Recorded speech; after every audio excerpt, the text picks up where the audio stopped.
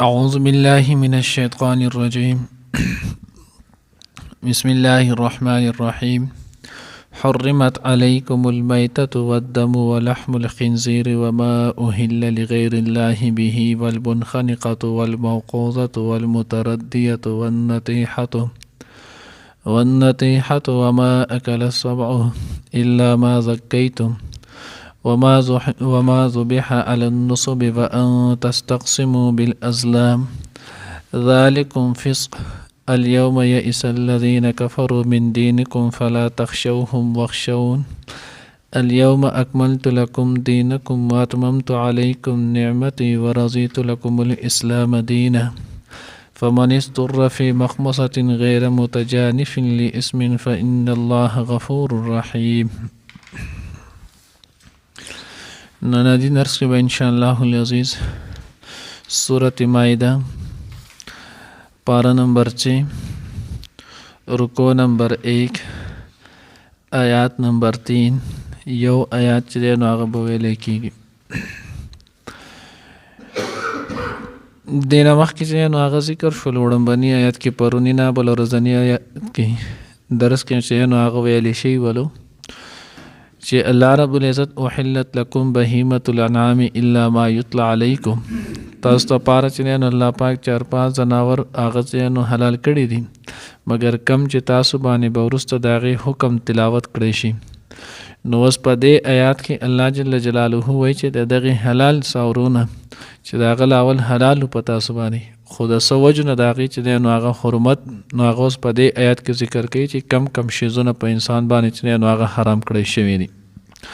نو دې آیات کې الله جل جلاله ډېر شی احکامات ذکر کړي دي. یو حکم الله دا ذکر کړی حرمت علیکم المیتة، الله رب العزت حرام کړی د په تاسو باندې مردار چې دی نو هغه څه ته ویلی کېږي؟ نو مردار هغه ساوري ته ویلی کېږي چې کم په ذات خود حلال وي او دی بیا د ذبح شریعه نه بغیر چې دی نو هغه دی مړ شي نو دې ته ویلی کېږي مردار. یو ساوري هغه مردار وي چې د هغې په ذات خود د هغې ذات چې دی نو هغه حرام وي لکه خر شولو سپی شولو وغیره. نو د دا چې نو هغه که تو حلال هم کې بسم الله پې هم دا بیا هم چې نو هغه حلالېږي نه. یو هغه دی چې د هغه حلال وي خو په دغه باندې شرعي طریقې سره چې دی نو هغه دا ذبح نشي او د نه دغه شانتې چې نو هغه ساه وخېږي نو دې ته هم مردار ویلی کېږي. لکه مثال په طور کې چرګ شولو، بیزه شوله، غوا شوله، میخه شوله چې دا بذات خود الله رب العزت دا حلال پیدا کړی دي خو که چېرته اوس په دې کې شرعي طریقې باندې ذبح ونه شوله د الله نوم پې وانغېستلی شولو او دا په خپل طبي مرګ باندې چې نو هغه مړ شولو نو دې ته ویلی کېږي بیا مردارو. نو الله رب العزت وی حرمت علیکم المیتة، تاسو باندې چې نو حرام دي مردار. اوس دغه مردار چې نو هغه خوړل دا چې نو ناجایز او حرام دي. والدم او دویم الله رب العزت وی تاسو باندې حرام کړی شوي دي الدم وینه چې نو هغه دوه قسمه ده. مخکې به چې نو اتمې سپارې کې هم راشي چې د وینې نه مراد چې نو هغه حرمت علیکم المیتة والدم مسفوحا. نو دم مسفوح هغې سره ذکر کېږي. دم مسفوح هغې وینې ته ویلی کېږي چې کم د ساوري د ذبحې د هغې د حلالولو په وخت کې چې نو هغه د ساوري نه وځي. که خیال مو کړی موږ دا خبره کوو چې کله سړی ذبح کوي ساوری حلالوي نو د دغه 4 رګونه چې دی نو هغه پرې کول دي. که 4 نه 3 رګونه چې دی نو هغه لازمي پرې کول دي. یو چې دی نو هغه د خوراک څښاک مرۍ چې ورته ویلی کېږي سا او د دې سره 2 چې دی نو اوداج ورته ویلی کېږي یو خوا او بل طرف ته دې سره 2 د وینې رګونه چې دی نو هغه وي. په دغه کې چې کومه وینه نو دغه نه چې کومه وینه بهیږي دغه ته ویلی کېږي دم مسفوح. اوس چې دا دم مسفوح د ساوري نه ونه بهېدله نو دا ساوری چې نو هغه مردار شولو ځکه دغه دم مسفوح دا وینه چې نو هغه حرامه ده او دغه حرام وینه د دې ساوري چې نو هغه په وجود کې دننه پاتې شوله. نو چې کله دا وجود کې دننه پاتې شوله نو دا د دغه دننه وجود کې ټولې غوښې سره دا چې نو هغه خلط پاتې شوله. نو دې وجه باندې کم ساوری چې په خپل طبي مرګ باندې چې نو هغه مړ شي او د کې ذبح ونه کړی شي یا مخکې راځي ارتاو شي یا ورغړېږي یا چې نو هغه بل ساوری وي دا ټول راځي نو اصل دې نه دغه دم مسفوح ونه وځي. نو چې دم مسفو ونوځي دا حرامه ده. نو د دغې په وجه باندې دغه نجس ده، دغه ساری چې نو هغه خوراک د دې څښاک د دې هر څه چې نو حرام شولو. نو دغه دم مسفو دا چې نو هغه بل طرف ته نجس هم ده. که دا چې نو هغه د 1 درهم نه په زیات مقدار په جامو ولګي د جامې بیل مازه شوي. که دغه دم مسفو چې نو اوبو ته لاړله دغه اوبه چې نو هغه بیل مازه شولې ځکه دا نجس ده. ها یاد ساتئ یو د دغه ساورې د ذبیح نه وروستو کله سړی ساورې حلال کی، چرګ حلال کی، غوا میخه بیزه حلال کی، دې نه دم مسفو چې نو هغه وبهیږي. بیا د دغه نه وروسته کله چې خلک دا ساورې کوي یا کساب ته خوا ته ولاړي دی چې کله هغه غوښه وړه کوي اډوکې نه چې نو تبرګۍ وغیره راپرېږدي دغې نه اکثر د وینې دارې چې نو هغه خلکو باندې ولګي. نو دغه دمې مسفو نه ده، دغه دمې مسفو نه ده. چې کله دمې مسفو نه ده نو دغه نجس هم نه ده، بیلمازه هم نه ده. نو که دا په جامو ولګي ده جامې نه بیلمازه کوي، که دا په خوراک څښاک په شي ولګي نه هغه شی چې نو هغه نه بیلمازه کوي. ځکه دغه دمې مسفو نه ده، چې دمې مسفو نه ده دغه جایز ده، دغه پاک ده. البته وینځل چې نو هغه ښه کار دی، انځل یې په کار دی، ځکه چې بل چا د په شک او تردد چې نو هغه نه راځي. نو دلته د دم نه مراد حرمت علیکم المیتة والدم، نو د دم نه مراد دغه دمې مسفو دغه وینه ده. ولحم الخنزیر او غوښه د خنزیرو دا هم چې نو هغه حرام کړی شوی ده په تاسو باندې. اوس د خنزیر غوښه چې نو هغه نو سوال دا پیدا کېږي چې د خنزیر دا خو نجس العین دی د تمام فقهاو په نسبت باندې،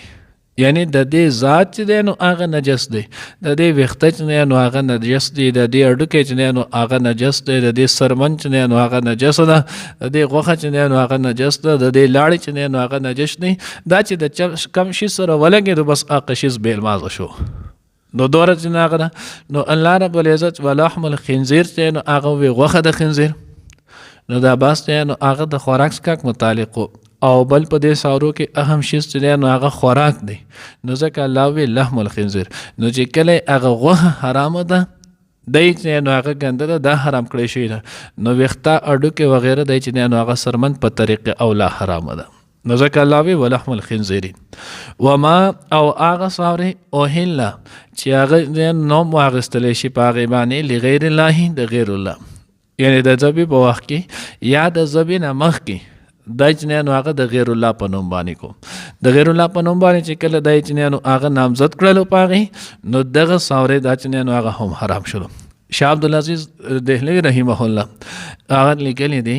خپل تفسیر عزیزی کې ما او دغه شان چې نو هغه فتاوا عزیزیه کې هم نو په هغې کې چې نو هغه شاه عبدالعزیز دهلوی رحمت الله علیه چې نو هغه لیکي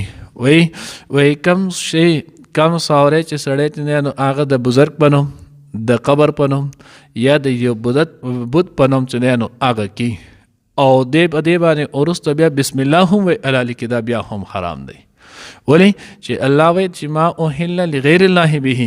چې هغه چې په هغې باندې واغستل شي نوم د غیر الله، نو چې کله دا د غیر الله د پاره چې نو هغه متعین شولو نو اوس دا چې نو هغه ناجیز او حرام دی. بیا په بسم الله ویلو باندې چې نو هغه دا نه ماسکیږي حلالېږي چې نو هغه نه. نو بیا حضرت نو هغه لیکلی وی آس نه چرته تاسو څوک په دې دوکه کې واچئ چې داسې خو خلک وایي چې دا چې نو هغه مثال په طور کې ما د زید نه دا غوا اخیستې وه، بل وی ما د بکر نه دا بیزه اخیستې، دا د زید بیزه ده، دا د بکر بیزه ده، یا په کور کې اکثر خلک ساتي وی دا پلان کې دی، دا پلان کې یا دا د قربانۍ چې نو هغه سوری دی یا دا د عقیقې دی. نو نه دغه په خپله عبادت دی د الله پاک په نوم باندې خلک کوي او یو چې نو هغې ته سره د ملکیت په اعتبار سره د هغې چې نو هغه نوم یو د برکت په اعتبار سره چې نو هغه مسما کول دي. لکه ملکیت په اعتبار سره چې دغه بیزه ته اخیستې د زید نه و نو دا خو د زید ملکیت و، دا هغه بیزه نه ما چې د زید نه اخیستې وه نو دا د ملکیت دی، په دغې باندې نه راځي. یو د برکت دپاره چې د بابا په نوم، د قبر په نوم، د بزرګ په نوم، د پیغمبر په نوم په دې د دې حلالوم که دا ونه کم نو بیا به ما ته نقصان راورسي، او که دا زه وکم نو ما ته به برکتونه چې نو هغه حاصل شي یا بل یو مقصد چې نو هغه مې حل شي. نو دا بیا د غیر الله په نوم باندې شوله، او که دغه غیر الله په نوم کې د دې سره تعظیم هم وي نو بیا دا نو باعث کفر شولو.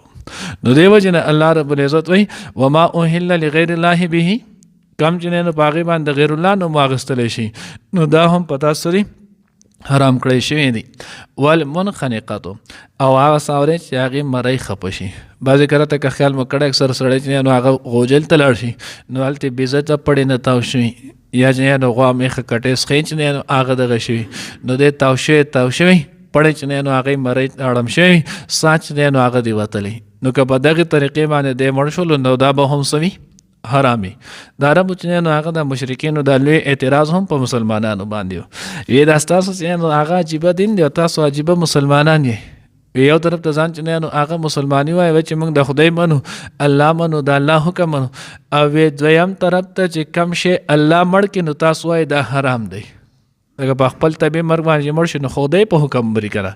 یا چې نو مرۍ خپه شوله یا تاو شو نو دا کوئی الله مړ کړي نه چې تاسو رب مړ کې نو تاسو نه خورئ تاسو وایئ چې دا حرام دی او چې تاسو په خپله مړ کې نو بیا تاسو وایئ چې دا حلال دی. نه تاسو څنګه دا کوئ نو آی دقه جواب چې موږ د الله حکم ته ګورو موږ ته دغه الله ویلی چې دا به حرامي او چې کم باندې د الله نوم واخیستلی شي الله تاسو په خپل اختیار سره چې نو هغه حلال کوي نو دا به بیا حلالي. نو ځکه الله وایي والمنخنقه چې هغه چې مرۍ خپه شوي والموقوذة او هغه چې د هغه ویشتلی شوي چا په ګټ ویشتله په تیر ویشتله په بل یو غزار او دی چې نو هغه دغه سره راتاو شو مړ شولو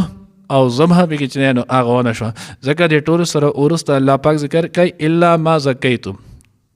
نو په دې کې چې نو ذبح اختیاري چې نو هغه یا اضطراري ونه شوله نو دا هم په تاسو باندې حرام کړی شوی دی. والمتردیة او هغه چې د هغه غورځېدلی وي کوی تار تاو شوی کندي تار تاو شو د ګاډي نه تاو شولو آسې د بل یو ځای نه چې نو راورغښتو نو کم ساوری چې دغه شانتې را ورغښتو او د دغې نه وروسته دی مړ شولو زبه چې نو هغه پې کوه نه شوه نو الله وایي دا هم په تاسو باندې حرام کړی شوی دی. والنطیحة د دوو ساورو چې نو هغه د یو بل سره جنګ و هغه چې د هغه پخکر وهلی شوي نو دی دواړو جنګ و د یو بل سره دغه بل ساوری چې نو هغه ولګېدو دی پخکر ووالو نو اوس پخکر چې کله دی والو چې دی مړ شولو نو چې کله پخکر والو دی مړ شو نو د دغې سره هم اوس دغه ساوري کې ذبح اختیاري ونه شوله دا چې نو هغه حرام دی. وما اکل السبع او هغه چې هغه خوړلی وي درندګانو سپي خړلولی بل چې نو هغه چیته خړلولی شرمه خړولی بر یو شیز راغلی او دغه ساورې چې نو یازې منتله دی وخړلولو بیا د دغې خړلولو نه وروستو دی چې نو هغه مړ شولو نو په دا ساورې هم الله وایي په تاسو باندې حرام کړی شوی الا ما زکیتم مګر هغه چې تاسو ذبح کړلو. که اوس چېرته په دغې ټولو قسمونو کې یعنی منخنقه چې مرۍ خپه شوي وه موقوذه چې د هغه چې نو ویشتلی شوی متردیه چې د هغه نو هغه څه رغښتی و نطیحه چې بل ساوري والی وما اکل السبع یا چې نو درنده خړلولی او په دې کې دومره سار رمق چې دی نو هغه موجود ولو چې دی پې ژوندی پاتې کېدی شو او بیا یو کس رالو په دې کې ذبح اختیاري یا ذبح اضطراري چې دی نو هغه یې وکړله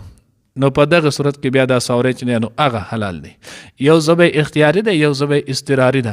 ذبح اختیاري دی ته ویلی کېږي چې سړی ښه په قلار را پرېباسي بیا د هغې نه وروسته بسم الله الله اکبر ووایي څلور رګونه یا څلورو کې درې رګونه چې نو هغه والا رال کې پرې کړي کټې کړي نو دې ته ویلی کېږي ذبح اختیاري. یا ذبح اضطراري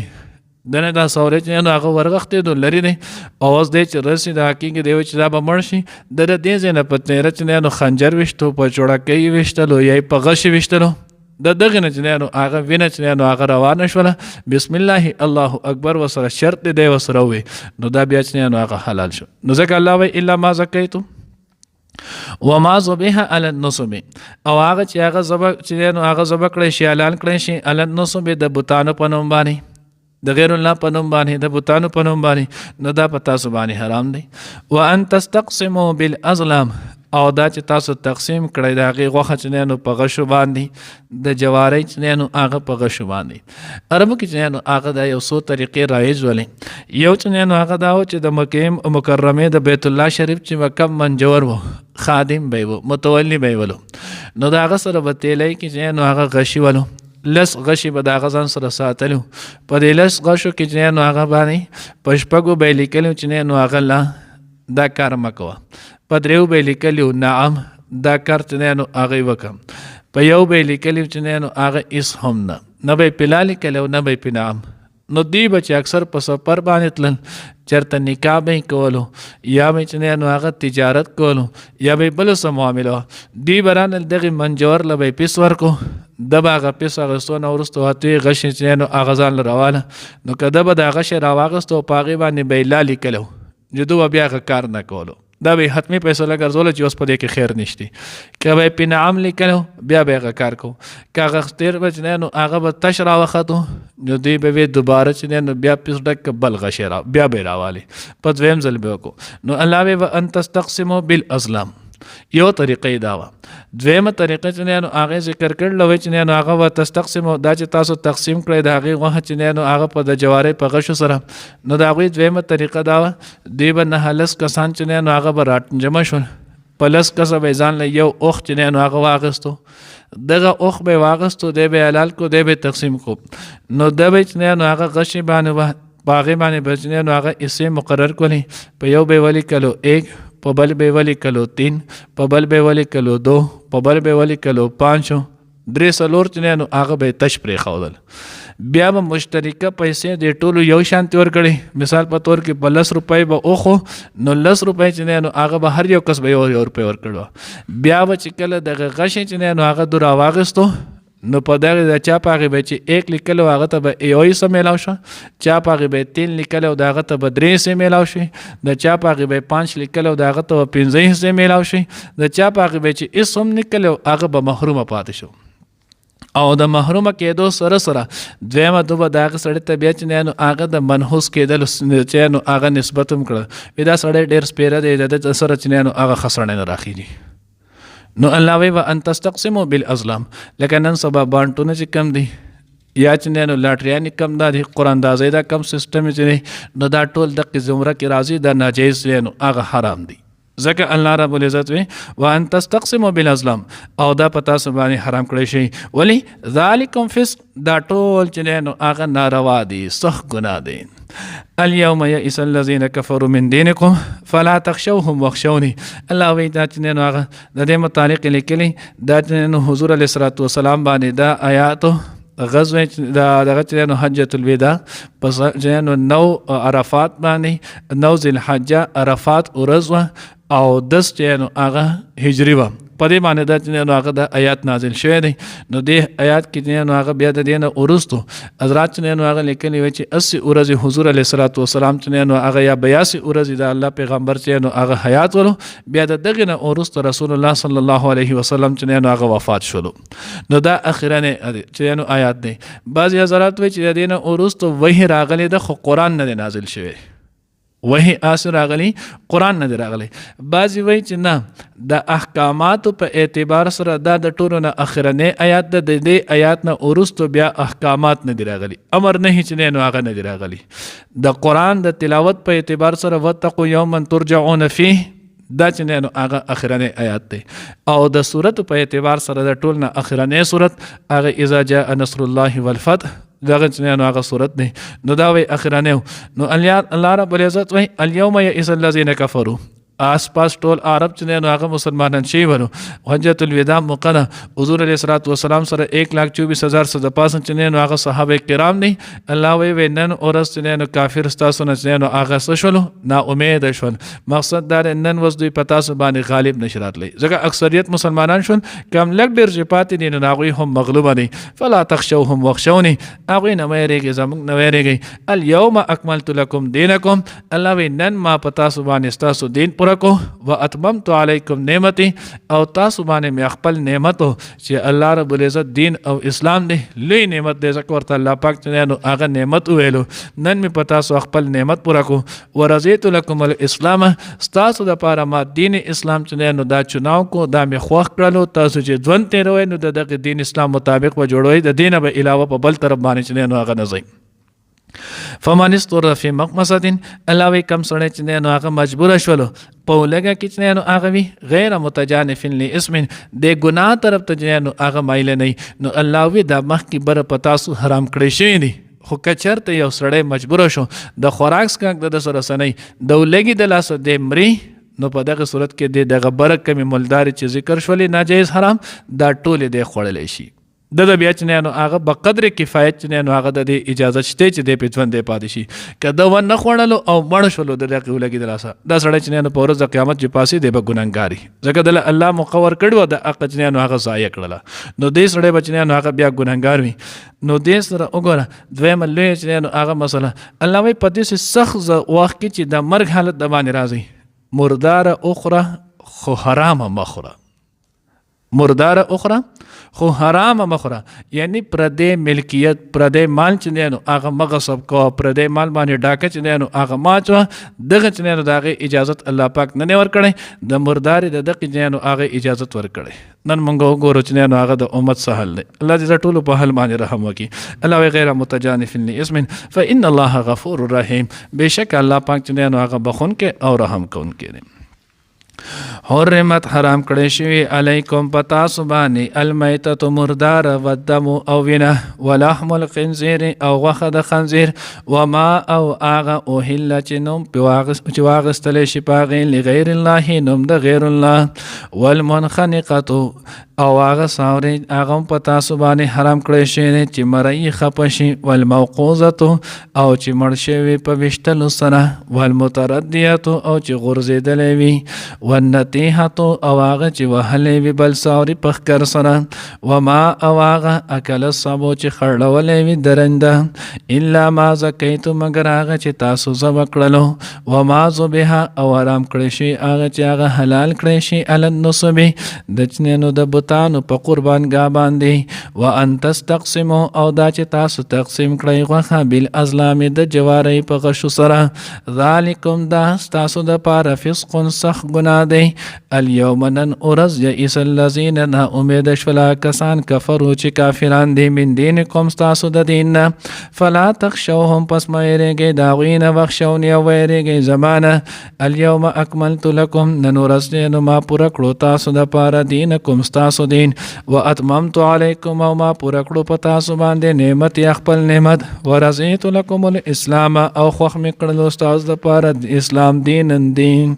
فمن استر پس څوک چې مجبور شو فی مخمصه په لوږې کې غیر متجانف چې نوي هغه مائل لاسم ګناه ته فإن الله نو بشک الله پاک غفور بخون کې رحیم مهربان دی حرمت حرام کړی شوی علیکم المیتۃ په تاسو باندې چې نو هغه مردار او دم وینه ولحم الخنزیر او غوښه د خنزیر وما او هغه احل لغیر الله به چې نو واغستل شي پاغه باندې د غیر الله والمنخنقه او چې مړ شي وي په مړی خپه کول سره والموقوزه او هغه چې وشتل شي وي په والمتردیه او هغه چې غرزیدل رغړیدل وي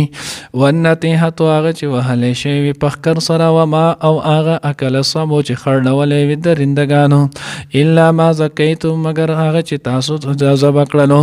وما ذبح او هغه چې هغه ذبح کړی شولو علی النصب د بوتانو په نوم باندې وان تستقسموا او دا چې تاسو تقسیم کړئ غوښه د هغې بالازلام د جوارۍ په غشو سره ذالکم فسق دا چې نو هغه ګناه دی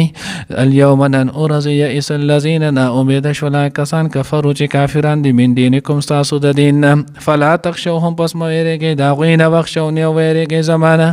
اليوم نن ورځ اکملت لکم مکمل می کو تاسو د پاره دینکم تاسو دین واتممت او پوره می کړو علیکم په تاسو باندې نعمت خپل نعمت ورزیت او خوښ می کو لکم تاسو د پاره الاسلام دین اسلام فمن استر پس چې نو مجبور شو فی مخمصه په اولوګه کې غیر متجانف چې نو نوی دی بایل لی اسم ګناه طرف ته فإن الله نو بشک الله پاک غفور بخون کې رحیم مهربان دی